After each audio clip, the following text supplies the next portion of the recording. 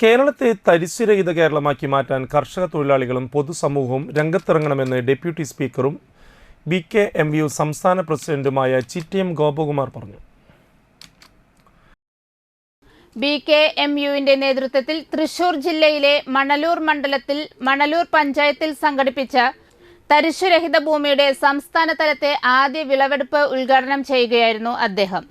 തരിശ് ഭൂമിയും തരിശു നിലവും ഏറ്റെടുത്തുകൊണ്ട് അവിടെ എല്ലാ തരത്തിലുമുള്ള കൃഷി ചെയ്യണമെന്ന് തീരുമാനിച്ചു. അങ്ങനെ തീരുമാനിക്കുമ്പോൾ ഞങ്ങൾക്ക് ആശങ്കയുണ്ടായിരുന്നു.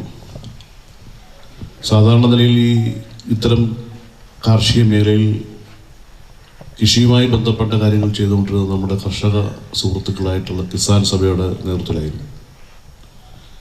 എന്നാൽ കർഷക തൊഴിലാളികൾ ജോലി ചെയ്യാൻ പോകും എന്നതിനപ്പുറത്തേക്ക് ഇത്തരം ഭൂമി ഏറ്റെടുത്തുകൊണ്ട് കൃഷി ചെയ്യുക എന്നുള്ളത് എത്രത്തോളം പ്രായോഗികമാകുമെന്ന ചിന്ത ഞങ്ങൾക്കെല്ലാം ഉണ്ടായിരുന്നു.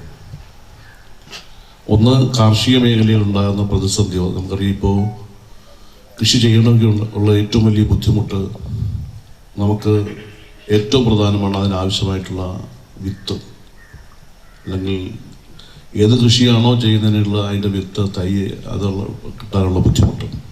തരിശുരഹിത ഭൂമി സൃഷ്ടിക്കുന്നതിനോടൊപ്പം ആരോഗ്യമുള്ള ഒരു കേരളം സൃഷ്ടിക്കുക എന്നുള്ള ലക്ഷ്യം കൂടി ഈ പരിപാടിക്കുണ്ടെന്ന് ചിറ്റയം പറഞ്ഞു.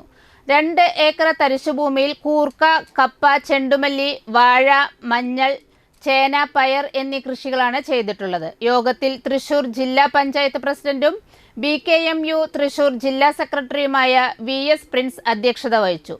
കൃഷിക്ക് നേതൃത്വം നൽകിയ കർഷക തൊഴിലാളികളെ BKMU സംസ്ഥാന ജനറൽ സെക്രട്ടറി ഗോവിന്ദൻ പള്ളിക്കാപ്പിൽ മുണ്ട് നൽകി ആദരിച്ചു.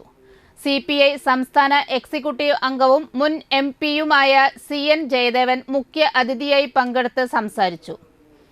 BKMU സംസ്ഥാന കമ്മിറ്റി അംഗങ്ങളായ Rakesh Kaniyamparambil, PS Jayan, NK Subramanian, PK Krishnan, VR Manoj, KV Vinodan, MR Mohanan, Sajan PB, Muhammad, Benny Antony, Viji Radhakrishnan, PK ചന്ദ്രൻ, KK സെൻ എന്നിവർ സംസാരിച്ചു.